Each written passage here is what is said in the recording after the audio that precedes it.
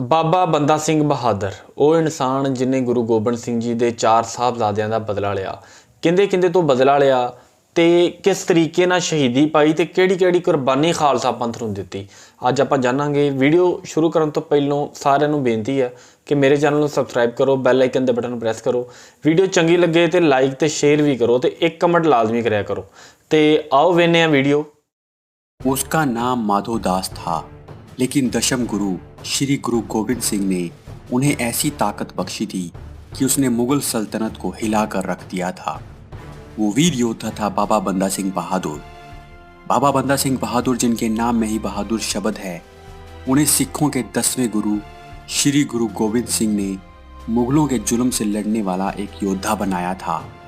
बाबा बंदा सिंह बहादुर के वीर योद्धा बनने की कहानी बड़ी दिलचस्प है, लेकिन उनका बलिदान दिल को दहला देने वाला है।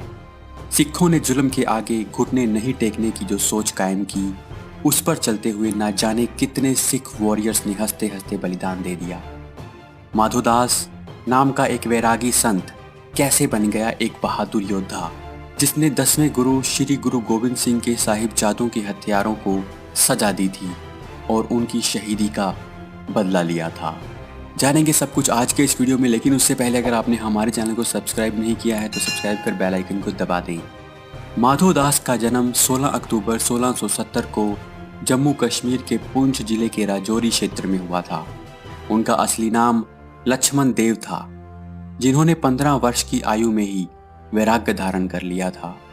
माधोदास बचपन में घुड़सवारी, तीरंदाजी और तलवार चलाने की शिक्षा लिया करते थे, लेकिन एक दिन अचानक शिकार करते हुए उन्होंने एक हिरनी पर बाण चला दिया। दुर्भाग्य से जिस हिरनी को वो बाण लगा वो गर्भवती थी और बाण लगने के बाद वो हिरनी और उसका बच्चा भी मर गया। इस दृश्य को देखकर माधोदास बहुत दुखी हुए और उन्होंने सब कुछ छोड़कर तीर्थ यात्रा पर जाने का निर्णय लिया। माधोदास ने सभी तीर्थों की यात्रा की, बहुत से साधु संतों से ज्ञान और योग साधनाएं सीखी।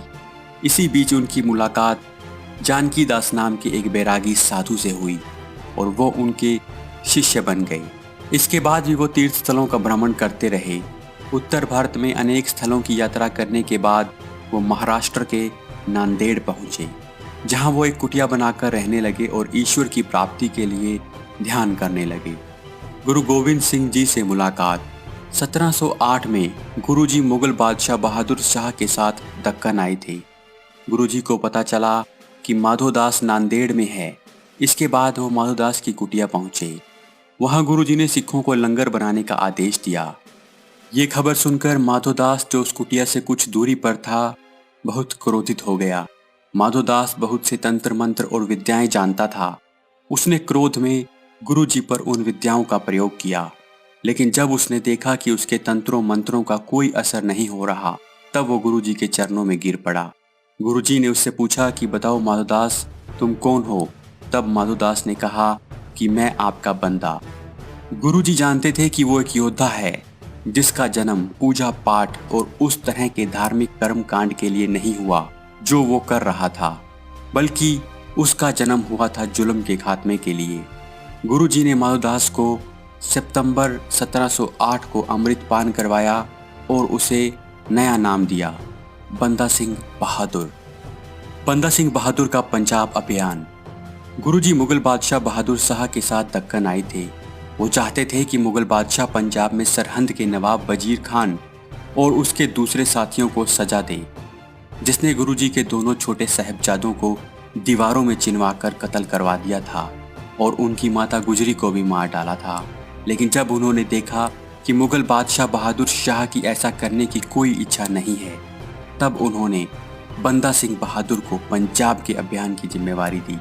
गुरुजी ने बंदा सिंह बहादुर को अपनी तलवार, धनुष, अपनी तरकश के 5 तीर, नगाड़ा, निशान साहिब और अपने हाथों से लिखा एक हुक्मनामा देकर पंजाब रवाना किया। गुरुजी के द्वारा दिए उस हुक्मनामे में सभी सिखों को बंदा सिंह बहादुर के साथ जुड़ने के लिए कहा गया था, ताकि पंजाब में मुगलों के जुल्म को खत्म किया जा सके। बंदा सिंह के साथ 5 हजूरी सिखों को भी भेजा गया, ताकि पंजाब में सिखों को बताया जा सके कि बंदा सिंह को गुरुजी ने ही ये जिम्मेवारी दी है और उन्हें सरहंद पर चढ़ाई करने की पूरी ताकत बख्शी है। महाराष्ट्र से पंजाब पहुंचने में बंदा सिंह को लगभग 1 साल का समय लगा। हालांकि वो 4 से 5 महीने में पंजाब पहुंच सकते थे, लेकिन मुगल बादशाह ने अपने सैनिक उनके पीछे लगा दिए थे, जिस कारण वो छुपते हुए और रास्ते में सिखों को अपने साथ मिलाते हुए पंजाब की ओर बढ़ रहे थे। रास्ते में बंदा सिंह को खबर मिली कि गुरुजी नहीं रहे। इसके बाद बंदा सिंह की क्रोध की अग्नि और अपने गुरु का आदेश पूरा करने की इच्छा और भी प्रबल हो जाती है और वो सरहंद की ओर बढ़ने लगते हैं। रास्ते में बंदा सिंह बहादुर ने कुछ डाकुओं को भी सबक सिखाया और वहां के लोगों को उनके आतंक से मुक्ति दिलाई। सरहंद की ओर बढ़ते हुए बंदा सिंह बहादुर के साथ सिख जुड़ते जा रहे थे। इसी बीच बंदा सिंह ने सोनीपत और कैथल में मुगलों के खजाने को लूट लिया और उन्हें लोगों में बांट दिया। टोहाना में बंदा सिंह मालवा के सिखों को संदेश भिजवाते हैं कि सरहंद के वजीर खान को खत्म करने के लिए सभी सिखों को एक साथ आना होगा। समाना की लड़ाई। बंदा सिंह बहादुर ने सबसे पहले समाना पर कब्जा किया। समाना गुरु तेग बहादुर के शीश काटने वाले जल्लाद जलालुद्दीन का घर था। इसी जल्लाद के बेटे ने गुरु गोविंद सिंह जी के छोटे साहिबजादों का भी कत्ल किया था। गुरु गोविंद सिंह जी को धोखे से आनंदपुर खाली करवाने वाला अली हुसैन भी समाना का ही था। समाना की लड़ाई में बंदा सिंह बहादुर ने अपने सिख योद्धाओं के साथ वहां की मुगल सेना को चींटियों की तरह मसल दिया। इसके बाद कुंजपुरा, घुर्रम, थस्का पर भी खालसा फौज का परचम लहरा दिया। एक के बाद एक लड़ाइयां जीतते हुए और सिखों की फौज को बड़ा करते हुए अब बंदा सिंह बहादुर की फौज पहुंच गई थी सरहंद। सरहंद की लड़ाई। सरहंद को कब्जे में करना और उसे जीतना आसान नहीं था। बंदा सिंह ने 3 महीने तक अपनी सेना को मजबूत किया और वजीर खान की कमजोरियों का पता लगाया। बंदा सिंह बहादुर की आर्मी में सैनिकों की संख्या 30,000 से 40,000 तक पहुंच गई थी, लेकिन बंदा सिंह के पास हाथी, घोड़े और बंदूकें नहीं थी। वहीं वजीर खान ने भी इस लड़ाई को जिहाद का नाम देकर अपने साथ बहुत से मुसलमानों को जोड़ लिया था। उसके पास ट्रेंड आर्मी, हाथी, घोड़े, तीर अंदाज और बंदूकें भी थी। इस तरह वजीर खान के पास भी 30 से 40,000 की सेना थी। सरहंद से 20 किलोमीटर दूर छप्पर छिरी नामक स्थान पर दोनों सेनाओं की टक्कर हुई। एक तरफ गुरु के सिख मुगलों के जुल्म के खिलाफ लड़ रहे थे, दूसरी तरफ धर्म को अत्याचार करने का लाइसेंस बनाने वाले मुगल थे। वजीर खान और बंदा सिंह बहादुर की सेना में जबरदस्त युद्ध हुआ और अंत में सिखों की जीत हुई। पंजाब में जुल्म और सितम का सबसे बड़ा नाम वजीर खान इस लड़ाई में मारा गया। इस हार से मुगल बादशाह बहादुर शाह तिलमिला उठा और वो दक्कन से दिल्ली आ गया ताकि सिखों का पंजाब से प्रभाव खत्म किया जा सके। बहादुर शाह ने सभी गवर्नर्स को पंजाब पर चढ़ाई करने का आदेश दे दिया। जब बंदा बहादुर पंजाब के बाहर था तब मुगल सेना ने सरहंद पर कब्जा कर लिया। मुगलों से अपनी आखिरी लड़ाई के लिए बंदा बहादुर ने सेना को लोहगढ़ में इकट्ठा किया। मुगल इस लड़ाई में जीत गए और उन्होंने लोहगढ़ के किले पर कब्जा कर लिया। इस लड़ाई में बंदा सिंह बहादुर बचकर निकलने में कामयाब रहे। इसके बाद बंदा सिंह बहादुर लंबे समय तक मुगलों से छिपते रहे। अंत में गुरदास नंगल गांव में उनके छिपने की खबर मुगलों को लग गई। मुगल सेना ने उन्हें चारों ओर से घेर लिया और वो पकड़े गए। बंदा बहादुर की शहादत। बंदा सिंह बहादुर को लोहे के पिंजरे में बंद करके दिल्ली लाया गया। दिल्ली पहुंचने पर मुगलों ने उन्हें अपना धर्म बदलने के लिए कहा, लेकिन उन्होंने ऐसा नहीं किया। उन्हें मजबूर करने के लिए उनके सामने ही उनके छोटे से बेटे की हत्या कर दी गई। फिर भी वो नहीं झुके। फिर चिमटियों से उनकी त्वचा नोची गई, लेकिन उन्होंने अपना सर नहीं झुकाया।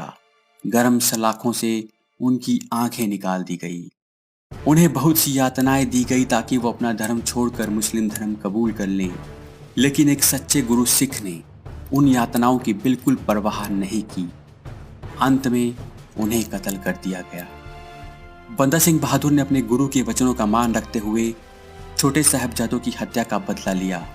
उन्होंने मुगलों को, जो पूरे भारत पर अपना अधिकार कर चुके थे, नाकों चने जबवा दिए। बंदा सिंह बहादुर की शहादत को पूरा हिंदुस्तान हमेशा याद रखेगा और साथ ही याद रखेगा मुगलों के उस दौर को भी। जब कभी धर्म मानवता से बड़ा हो जाता है तब तब सत्ताएं इंसानियत की सीमाएं लांघ जाती हैं। धर्म के नाम पर ही लोगों पर अत्याचार होने लगते हैं। ऐसे में धर्म की रक्षा के लिए भगवान धरती पर गुरु, पीर, फकीरों और योद्धाओं का रूप लेकर जन्म लेते रहते हैं। दोस्तों, अगर आपको ये वीडियो पसंद आए तो वीडियो को लाइक और शेयर जरूर करें। और किस योद्धा के बारे में आप हमसे जानना चाहते हैं, आप हमें कमेंट करके जरूर बताएं। आपसे फिर मुलाकात। ਬਾਬਾ ਬੰਦਾ ਸਿੰਘ ਬਹਾਦਰ ਦੇਖੋ ਇੱਕ ਐਸੀ ਹਿਸਟਰੀ ਹੈ ਕਿ ਸ਼ੁਰੂ ਤੋਂ ਲਾਈਫ ਅਗਰ ਆਪਾਂ ਦੇਖੀਏ ਤੇ ਬਚਪਨ ਤੋਂ ਹੀ ਜਿਹੜਾ ਨਾ ਇੱਕ ਜਿਹੜਾ ਖੂਨ ਹੈ ਉਹ ਜੋਸ਼ ਮਾਰਦਾ ਸੀ। ਇੱਕ ਬਹਾਦਰ ਯੋਧੇ ਦਾ ਖੂਨ ਸੀ ਜਿਹੜਾ ਨਾ ਤਲਵਾਰਬਾਜ਼ੀ, ਘੋੜਸਵਾਰੀ ਤੇ ਇਹਨਾਂ ਦਾ ਸ਼ੌਕ ਸੀ। ਸ਼ੁਰੂ ਤੋਂ ਹੀ ਸ਼ਿਕਾਰ ਖੇਡਦੇ ਹੁੰਦੇ ਸੀ। ਤੇ ਦੇਖੋ ਜਦੋਂ ਪਤਾ ਲੱਗਾ ਕਿ ਜਿਹੜੀ ਹਿਰਨੀ ਦਾ ਸ਼ਿਕਾਰ ਕੀਤਾ ਉਹ ਮਾਵੜਨ ਵਾਲੀ ਸੀ ਤੇ ਕਿੱਡਾ ਉਹਦਾ ਦੁੱਖ ਲਿਆ ਕਿ ਉਹਨਾਂ ਨੇ ਆਪਣਾ ਜਿਹੜਾ ਨਾ ਉਹ ਸ਼ੌਕ ਉਹਨੂੰ ਛੱਡ ਦਿੱਤਾ ਤੇ ਫਿਰ ਰੱਬ ਦੇ ਵੱਲੇ ਹੋ ਗਏ। ਅੱਲਾਹ ਪਾਕ ਵਾਹਿਗੁਰੂ ਵੱਲੇ ਹੋ ਗਏ ਵੀ ਅੱਲਾਹ ਪਾਕ ਨੂੰ ਹਰ ਵਾਰੀ ਜਿਹੜਾ ਨਾ ਅੱਲਾਹ ਪਾਕ ਦਾ ਹਰਦਮ ਨਾਂ ਜਪਦੇ ਰਹਿਣਾ, ਰੱਬ ਦੇ ਨਾਲ ਜੁੜ ਗਏ। ਤੇ ਜਦੋਂ ਜੁੜ ਗਏ ਤੇ ਫਿਰ ਕੁਛ ਅਰਸਾ ਗੁਜ਼ਰਿਆ ਤੇ ਉਹਦੇ ਵਿੱਚ ਮਾਧੂ ਦਾਸ ਨਾਮ ਸੀ ਸ਼ੁਰੂ ਤੋਂ। ਤੇ ਬੜਾ ਇੱਕ ਜਿਹੜਾ ਨਾ ਉਹਦੇ ਵਿੱਚ ਮਹਾਰਤ ਹਾਸਲ ਕੀਤੀ, ਬੜੇ ਤੰਤਰ ਮੰਤਰ ਜਿਹੜੇ ਜਾਣੇ।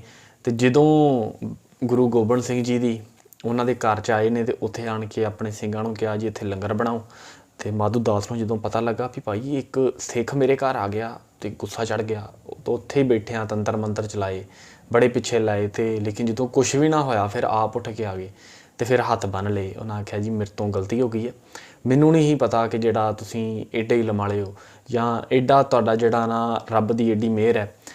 ਤੇ ਜਦੋਂ ਇਹ ਗੱਲ ਵੇਖੀ ਵੀ ਭਾਈ ਇਸ ਸਾਰੇ ਕੰਮ ਤੋਂ ਹਟ ਕੇ ਵੀ ਹੱਕ ਦਾ ਸਾਥ, ਜਿਹੜਾ ਤੰਤਰਾਂ ਮੰਤਰਾਂ ਨਾਲੋਂ ਵੀ ਵੱਡੀ ਚੀਜ਼ ਇਹ ਹੈ ਕਿ ਹੱਕ ਦਾ ਸਾਥ ਦੇਣ ਵਾਲਾ ਬੰਦਾ। ਤੇ ਗੁਰੂ ਗੋਬਿੰਦ ਸਿੰਘ ਜੀ ਨੇ ਨਵਾਂ ਇੱਕ ਨਾਮ ਦਿੱਤਾ, ਬਾਬਾ ਬੰਦਾ ਸਿੰਘ ਬਹਾਦਰ। ਦੇਖੋ ਫਿਰ ਜਿਹੜਾ ਨਾ ਬਾਬਾ ਬੰਦਾ ਸਿੰਘ ਬਹਾਦਰ ਉਹ ਇਨਸਾਨ ਬਣਿਆ, ਉਹ ਬਹਾਦਰ ਇਨਸਾਨ ਬਣਿਆ। ਕਹਿੰਦੇ ਨੇ ਕਿ ਗੁਰੂ ਗੋਬਿੰਦ ਸਿੰਘ ਜੀ ਤੋਂ ਬਾਅਦ ਬਹਾਦਰੀ ਜਗ੍ਹਾ ਜਿਹੜੇ ਬੰਦੇ ਜਾਣੇ ਜਾਂਦੇ ਆ ਉਹ ਦੋ ਹੀ ਬੰਦੇ ਨੇ, ਬਾਬਾ ਬੰਦਾ ਸਿੰਘ ਬਹਾਦਰ ਤੇ ਬਾਬਾ ਦੀਪ ਸਿੰਘ। ਤੇ ਬਾਬਾ ਦੀਪ ਸਿੰਘ ਜੀ ਤੇ ਬਾਇਓਗ੍ਰਾਫੀ 'ਤੇ ਆਪਾਂ ਰਿਐਕਸ਼ਨ ਕਰ ਚੁੱਕੇ ਹਾਂ, ਉਹਦੇ ਤੁਸੀਂ ਜਾ ਕੇ ਵੀਡੀਓ ਮੇਰੀ ਵੇਖ ਸਕਦੇ ਹੋ। ਤੇ ਬਾਬਾ ਬੰਦਾ ਸਿੰਘ ਬਹਾਦਰ ਦੇਖੋ ਕਿ ਏਡੀ ਬਹਾਦਰੀ ਸੀ ਕਿ ਸਰਹੰਦ ਦੇ ਵਜ਼ੀਰ ਖਾਨ ਨਾਲ ਜਾ ਕੇ ਟੱਕਰ ਲੈਣ ਵਾਸਤੇ ਜਿਹੜਾ ਤਿਆਰ ਹੋ ਗਈ। ਔਰ ਕੈਸੀ ਇੱਕ ਗੱਲ ਹੈ, ਇੱਕ ਦੇਖੋ ਕਿ ਗੁਰੂ ਗੋਬਿੰਦ ਸਿੰਘ ਜੀ ਦੇ 4 ਸਾਹਿਬਜ਼ਾਦੇ ਸ਼ਹੀਦ ਜਿੰਨੇ ਕਰ ਦਿੱਤੇ, ਉਹਦੇ ਨਾਲ ਟੱਕਰ ਲੈਣ ਵਾਸਤੇ ਜਿਹੜਾ ਤੁਰ ਪਏ ਨੇ। ਤੇ ਉਦੋਂ ਨਾਲ ਕੋਈ ਵੀ ਨਹੀਂ, ਉਦੋਂ ਨਾਲ 5 ਸਿੰਘ ਦਿੱਤੇ, ਸਿਰਫ ਨਾਲ 5 ਪਿਆਰੇ ਨਾਲ ਗਏ ਨੇ। ਤੇ ਉੱਥੋਂ ਤੱਕ ਪਹੁੰਚਦਿਆਂ ਤੱਕ 40,000 ਦੀ ਫੌਜ ਹੋ ਗਈ। ਔਰ ਸਭ ਤੋਂ ਪਹਿਲੋਂ ਜਿਹੜੀ ਚੀਜ਼ ਹੈ, ਫਿਰ ਰਸਤੇ ਦੇ ਵਿੱਚ ਜਾਂਦਿਆਂ ਜਿਹੜਾ ਨਾ ਉਹਨਾਂ ਨੇ ਬੇਸ਼ੁਮਾਰ ਡਾਕੂਆਂ ਨੂੰ, ਜ਼ਾਲਮਾਂ ਨੂੰ ਜਿਹੜਾ ਨਾ ਅੰਜਾਮ ਤੱਕ ਪਹੁੰਚਾਇਆ। ਉਹਨਾਂ ਦਾ ਜ਼ੁਲਮ ਜਿਹੜਾ ਖਿਲਾਫ ਕੀਤਾ ਵੀ ਜ਼ੁਲਮ ਦੇ ਸਫਾਏ ਵਾਸਤੇ ਹੀ ਜਿਹੜੇ ਨਾ ਬਾਬਾ ਬੰਦਾ ਸਿੰਘ ਬਹਾਦਰ ਨੇ ਆਪਣੀ ਜ਼ਿੰਦਗੀ ਹੁਣ ਜ਼ੁਲਮ ਦੇ ਸਫਾਏ ਵਾਸਤੇ ਹੀ ਕੀਤੀ ਵੀ ਯਾਰ ਜ਼ੁਲਮ ਨੂੰ ਖ਼ਤਮ ਕਰਨਾ ਹੈ। ਤੇ ਦੇਖੋ ਕਿ ਸਭ ਤੋਂ ਪਹਿਲਾਂ ਸਮਾਣਾ ਦੀ ਲੜਾਈ, ਸਭ ਤੋਂ ਪਹਿਲਾਂ ਜਿਹੜੇ ਕਿਲ੍ਹੇ ਦੇ ਉੱਤੇ ਕਬਜ਼ਾ ਕੀਤਾ ਉਹ ਸਮਾਣਾ ਦਾ ਕਿਲ੍ਹਾ ਉਹ ਕਿਲ੍ਹਾ ਸੀ ਜਿੱਥੋਂ ਦਾ ਜਿਹੜਾ ਜਲਾਦ ਸੀ, ਜਲਾਲੁਦੀਨ ਜਿਹੜਾ ਨਾ ਉਹਨੇ ਗੁਰੂ ਤੇਗ ਬਹਾਦਰ ਜੀ ਦੀ ਜਿਹੜਾ ਨਾ ਸਿਰ ਕਲਮ ਕੀਤਾ। ਫਿਰ ਉਹਦੇ ਹੀ ਪੁੱਤਰ ਨੇ ਗੁਰੂ ਗੋਬਿੰਦ ਸਿੰਘ ਜੀ ਦੇ ਪੁੱਤਰਾਂ ਨੂੰ ਜਿਹੜਾ ਨਾ ਛੋਟੇ ਸਾਹਿਬਜ਼ਾਦਿਆਂ ਨੂੰ ਦੀਵਾਰ ਦੇ ਵਿੱਚ ਚੁਣਿਆ ਸੀ। ਤੇ ਉਹ ਸਮਾਣਾ ਦੇ ਹੀ ਹਨ। ਤੇ ਸਮਾਣਾ ਜਿਹੜਾ ਕਿਲ੍ਹਾ ਫਤਿਹ ਕਰਨਾ ਬਹੁਤ ਜ਼ਰੂਰੀ ਸੀ। ਇਹਦੇ ਨਾਲ ਸਿੱਖਾਂ ਨੂੰ ਬਹੁਤ ਹੌਸਲਾ ਮਿਲਦਾ, ਸਿੰਘਾਂ ਨੂੰ ਬਹੁਤ ਹੌਸਲਾ ਮਿਲਦਾ ਕਿ ਯਾਰ ਨਾ ਸਾਡਾ ਬਦਲਾ ਲੈਣਾ ਹੁਣ ਸ਼ੁਰੂ ਹੋ ਗਿਆ। ਹੁਣ ਜਿਹੜਾ ਨਾ ਜ਼ੁਲਮ ਦਾ ਸਫਾਇਆ ਸ਼ੁਰੂ ਹੋ ਗਿਆ, ਜ਼ੁਲਮ ਦਾ ਹੁਣ ਸਫਾਇਆ ਹੋਏਗਾ। ਤੇ ਫਿਰ ਨਾਲ ਜੁੜਦੇ ਰਹੇ। ਤੇ ਫਿਰ ਦੇਖੋ ਜਦੋਂ ਸਰਹੰਦ ਦੇ ਵਜ਼ੀਰ ਨੂੰ ਜਿਹੜਾ ਨਾ ਉਹਨਾਂ ਨੇ ਜਿਹੜਾ ਕਿ ਮਾਰ ਦਿੱਤਾ, ਸਰਹੰਦ ਦੇ ਵਜ਼ੀਰ ਨੂੰ, ਯਾਨੀ ਕਿ ਇੱਕ ਵਾਰੀ ਜ਼ੁਲਮ ਦਾ ਜਿਹੜਾ ਬਿਲਕੁਲ ਖਾਤਮਾ ਕਰ ਦਿੱਤਾ। ਫਿਰ ਜਿਹੜਾ ਸੀ ਮੁਗਲੀਆ ਦੌਰ 'ਤੇ ਜਿਹੜਾ ਬਾਦਸ਼ਾਹ ਸੀ ਉਹ ਆ ਗਿਆ। ਉਹਨੇ ਜਦੋਂ ਪਤਾ ਲੱਗਾ ਵੀ ਭਾਈ ਸਰਹੰਦ ਦੇ ਵਜ਼ੀਰ ਨੂੰ ਖ਼ਤਮ ਕਰ ਦਿੱਤਾ, ਸਰਹੰਦ ਦਾ ਜਿਹੜਾ ਮੇਰਾ ਵਜ਼ੀਰ ਸੀ ਉਹਨੂੰ ਹੀ ਮਾਰ ਦਿੱਤਾ। ਤੇ ਫਿਰ ਉਹ ਜਦੋਂ ਆ ਗਿਆ ਤੇ ਫਿਰ ਬਾਬਾ ਬੰਦਾ ਸਿੰਘ ਬਹਾਦਰ ਸਰਹੱਦ ਉਦੋਂ ਲਈ ਜਦੋਂ ਬਾਬਾ ਬੰਦਾ ਸਿੰਘ ਬਹਾਦਰ ਸਰਹੰਦ ਦੇ ਵਿੱਚ ਨਹੀਂ ਸੀ। ਫਿਰ ਹੋਰ ਲੜਾਈਆਂ ਹੋਈਆਂ ਲੇਕਿਨ ਬਾਬਾ ਬੰਦਾ ਸਿੰਘ ਬਹਾਦਰ ਫਿਰ ਪਿਛਾਂਹ ਹੋ ਗਏ ਕਿਉਂਕਿ ਗੁਰੂ ਗੋਬਿੰਦ ਸਿੰਘ ਜੀ ਨੇ ਸਰਹੱਦ ਦੇ ਵਜ਼ੀਰ ਨੂੰ ਹੀ ਜਿਹੜਾ ਮਾਰਨ ਦਾ ਹੁਕਮ ਦਿੱਤਾ ਸੀ, ਜ਼ੁਲਮ ਨੂੰ ਉੱਥੋਂ ਤੱਕ ਜ਼ੁਲਮ ਨੂੰ ਖ਼ਤਮ ਕਰਨ ਦਾ ਹੁਕਮ ਦਿੱਤਾ ਸੀ। ਫਿਰ ਜਦੋਂ ਪਤਾ ਲੱਗਾ ਨਾ, ਫਿਰ ਦੇਖੋ ਐਂਡ ਦੇਖੋ ਤੁਸੀਂ ਕਿ ਜਦੋਂ ਪਤਾ ਲੱਗਾ ਨਾ ਕਿ ਯਾਨੀ ਕਿ ਫੜੇ ਗਏ ਨੇ, ਉਹਨਾਂ ਨੇ ਮੁਗਲਾਂ ਨੇ ਕੈਦ ਕਰ ਲਿਆ ਬਾਬਾ ਬੰਦਾ ਸਿੰਘ ਬਹਾਦਰ ਨੂੰ। ਅਤੇ 700 ਸਿੰਘ ਸਨ ਨਾਲ, 700 ਸਿੰਘ ਸਨ। ਅਤੇ ਵੇਖੋ ਕਿਸ ਤਰੀਕੇ ਨਾਲ ਉਹਨਾਂ ਨੂੰ ਜ਼ਲੀਲ ਪਹਿਲੋਂ ਕੀਤਾ ਗਿਆ। ਵੀ ਜਿਹੜਾ ਸਿੰਘਾਂ ਦੇ ਕੱਪੜੇ ਲਵਾ ਕੇ ਉਹਨਾਂ ਨੂੰ ਮਾਰਿਆ ਜਾ ਰਿਹਾ, ਪੂਰੇ ਰਾਹ ਮਾਰਦਿਆਂ ਹੋਇਆ ਲੈ ਕੇ ਜਾਇਆ ਜਾ ਰਿਹਾ ਤੇ ਬਾਬਾ ਬੰਦਾ ਸਿੰਘ ਬਹਾਦਰ ਨੂੰ ਸ਼ਾਹੀ ਪੋਸ਼ਾਕ ਪਾ ਕੇ ਤੇ ਹਾਥੀ ਦੇ ਉੱਤੇ ਬਿਠਾਇਆ ਗਿਆ। ਇੱਕ ਛੋਟੀ ਜਿਹੀ ਜੇਲ੍ਹ ਲੋਹੇ ਦੇ ਪਿੰਜਰੇ ਦੇ ਵਿੱਚ ਉਹਦੇ ਵਿੱਚ ਬਿਠਾਇਆ ਗਿਆ ਤੇ ਕਿੱਡੀ ਇੱਕ ਲਾਚਾਰੀ ਮਹਿਸੂਸ ਕਰਵਾਈ ਗਈ ਕਿ ਤੂੰ ਐਡਾ ਲਾਚਾਰ ਹੈ ਬੰਦਾ ਸਿੰਘ ਬਹਾਦਰ ਨੂੰ। ਤੇ ਅੱਛਾ, ਫਿਰ ਉਹਨਾਂ ਦੇ ਛੋਟਾ ਜਿਹਾ 3 ਸਾਲ ਦਾ ਸਾਹਿਬਜ਼ਾਦਾ, ਉਹਨੂੰ ਵੀ ਹੱਥ ਕੜੀਆਂ ਪਾਈਆਂ ਗਈਆਂ ਵੀ ਐਡਾ ਜ਼ੁਲਮ ਵੱਡਾ ਸੀ ਕਿ ਬੱਚਿਆਂ ਦਾ ਵੀ ਖਿਆਲ ਨਹੀਂ ਕੀਤਾ ਗਿਆ। ਫਿਰ ਉਹਨਾਂ ਨੂੰ ਜਿਹੜਾ ਧਮਕੀ ਲਾਈ ਗਈ ਸਿੰਘਾਂ ਨੂੰ ਕਿ ਜੀ ਤੁਸੀਂ ਜਿਹੜਾ ਨਾ ਤੁਹਾਨੂੰ ਮਾਰ ਦਿੱਤਾ ਜਾਏਗਾ, ਤੁਹਾਡੇ ਸਿਰ ਕਲਮ ਕਰ ਦਿੱਤੇ ਜਾਣਗੇ, ਤੁਸੀਂ ਇਸਲਾਮ ਕਬੂਲ ਕਰ ਲਓ। ਅਤੇ ਸਿੰਘ ਆਪ ਆਣ ਕੇ ਜਿਹੜਾ ਸੀ ਨਾ ਉਹ ਸਿਰ ਰੱਖਦੇ ਹੁੰਦੇ ਸੀ ਮੁੱਢੇ ਦੇ ਉੱਤੇ ਕਿ ਲਓ ਸਾਡਾ ਸਿਰ ਲਾ ਲਓ, ਲੇਕਿਨ ਅਸੀਂ ਜ਼ੋਰ ਦੇ ਉੱਤੇ, ਤਲਵਾਰ ਦੇ ਜ਼ੋਰ ਦੇ ਉੱਤੇ ਆਪਣਾ ਧਰਮ ਨਹੀਂ ਬਦਲਣਾ। ਵੀ ਤਲਵਾਰ ਦੇ ਜ਼ੋਰ ਦੇ ਉੱਤੇ ਕਦੀ ਵੀ ਧਰਮ ਨਹੀਂ ਬਦਲਵਾਇਆ ਜਾ ਸਕਦਾ, ਕਦੀ ਵੀ। ਇਹ ਇਸਲਾਮ 'ਚ ਹੈ ਹੀ ਨਹੀਂ ਕਿ ਇਸਲਾਮ ਨੂੰ ਤਲਵਾਰ ਦੇ ਜ਼ੋਰ ਦੇ ਉੱਤੇ ਕਿਸੇ ਬੰਦੇ ਨੂੰ ਇਸਲਾਮ 'ਤੇ ਲਾਇਆ ਜਾਵੇ। ਇਹ ਕਦੀ ਹੋ ਹੀ ਨਹੀਂ ਸਕਦਾ ਔਰ ਨਾ ਇਹ ਕਦੀ ਹਿਸਟਰੀ 'ਚ ਕਦੀ ਹੋਇਆ। ਇਹ ਇਹਨਾਂ ਨੇ ਸਿਰਫ ਮਹਜ਼ ਆਪਣਾ ਜਿਹੜਾ ਨਾ ਆਪਣਾ ਆਪਣੀ ਜਿਹੜਾ ਗਰੂਰ ਉਹਨੂੰ ਉੱਚਾ ਕਰਨ ਵਾਸਤੇ ਜਿਹੜਾ ਨਾ ਜ਼ੁਲਮ ਕੀਤੇ। ਔਰ ਇਹ ਲੋਕ ਮੁਸਲਮਾਨ ਨਹੀਂ ਸਨ, ਇਹ ਨਾਮ ਦੇ ਤੇ ਮੁਸਲਮਾਨ ਸਨ ਲੇਕਿਨ ਇਹ ਮੁਸਲਮਾਨ ਨਹੀਂ। ਮੁਸਲਮਾਨ ਤੇ ਉਹ ਸਨ ਜਿਹਨੇ ਹਾਂ ਦਾ ਨਾਰਾ ਲਾਇਆ ਸੀ। ਸ਼ੇਰੇ ਮਲੇਰਕੋਟਲਾ ਦੇ ਨਵਾਬ ਸੀ, ਉਹਨਾਂ ਨੇ ਹਾਂ ਦਾ ਨਾਰਾ ਲਾਇਆ ਸੀ ਵੀ ਭਾਈ ਇਹ ਤੁਸੀਂ ਜ਼ੁਲਮ ਕਰਨ ਲੱਗੇ ਹੋ ਬੱਚਿਆਂ 'ਤੇ। ਮੁਸਲਮਾਨ ਤੇ ਉਹ ਸਨ, ਇਹ ਮੁਸਲਮਾਨ ਤੇ ਨਹੀਂ ਸਨ। ਅੱਛਾ, ਫਿਰ ਦੇਖੋ ਕਿ 3 ਸਾਲ ਦੇ ਪੁੱਤਰ ਨੂੰ, ਬਾਬਾ ਬੰਦਾ ਸਿੰਘ ਬਹਾਦਰ ਦੇ ਪੁੱਤਰ ਨੂੰ ਜਿਹੜਾ ਨਾ ਉਹਨਾਂ ਦੇ ਸਾਹਮਣੇ ਜਿਹੜਾ ਨਾ ਕਤਲ ਕਰ ਦਿੱਤਾ ਗਿਆ ਤੇ ਸ਼ਹੀਦ ਕਰ ਦਿੱਤਾ ਗਿਆ। ਤੇ ਬਾਬਾ ਬੰਦਾ ਸਿੰਘ ਜਦੋਂ ਸ਼ਹੀਦ ਕਰਨ ਲੱਗੇ ਨਾ ਤਾਂ ਬਾਬਾ ਬੰਦਾ ਸਿੰਘ ਬਹਾਦਰ ਉਹਨਾਂ ਨੂੰ ਆਉਂਦੇ ਆ ਵੀ ਪੁੱਤਰ ਤੈਨੂੰ ਡਰ ਤੇ ਨਹੀਂ ਲੱਗਦਾ? ਉਹਨੇ ਕਿਹਾ ਡਰ ਉਹ ਕੀ ਹੁੰਦਾ?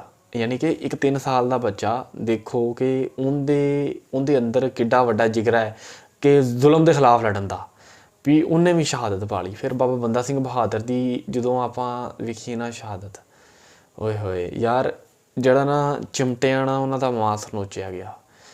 ਫਿਰ ਉਹਨਾਂ ਨੂੰ ਮੈਂ ਕਹਿੰਦਾ ਕਿ ਬੜੇ ਜ਼ੁਲਮ ਕੀਤੇ ਗਏ ਉਹਨਾਂ 'ਤੇ। ਫਿਰ ਜਦੋਂ ਉਹਨਾਂ ਨੂੰ ਪਤਾ ਲੱਗ ਗਿਆ ਕਿ ਇਹਨਾਂ ਦਾ ਅਸੀਂ ਜਿਹੜਾ ਨਾ ਧਰਮ ਜ਼ੋਰ ਨਾਲ ਨਹੀਂ ਬਦਲਵਾ ਸਕਦੇ ਤੇ ਫਿਰ ਅਖੀਰ ਉਹਨਾਂ ਨੂੰ ਸ਼ਹੀਦ ਕਰ ਦਿੱਤਾ ਗਿਆ। ਬਾਕੀ ਇਹ ਸੀ ਥੋੜ੍ਹੀ ਜਿਹੀ ਇਨਫੋਰਮੇਸ਼ਨ ਬਾਬਾ ਬੰਦਾ ਸਿੰਘ ਬਹਾਦਰ ਦੇ ਬਾਰੇ ਮੇਰੇ ਕੋਲ। ਬਾਕੀ ਤੁਸੀਂ ਅਗਰ ਕੋਈ ਇਨਫੋਰਮੇਸ਼ਨ ਦੇਣਾ ਚਾਹੋ ਬਾਬਾ ਬੰਦਾ ਸਿੰਘ ਬਹਾਦਰ ਦੇ ਬਾਰੇ ਤੇ ਮੈਨੂੰ ਕਮੈਂਟ ਦੇ ਵਿੱਚ ਲਾਜ਼ਮੀ ਦਿਓ। ਤੇ ਮਿਲਾਂਗੇ ਆਪਾਂ ਅਗਲੀ ਵੀਡੀਓ ਦੇ ਵਿੱਚ। ਉਦੋਂ ਤੱਕ ਮੈਨੂੰ ਦਿਓ ਇਜਾਜ਼ਤ। ਅੱਲਾ ਹਾਫਿਜ਼।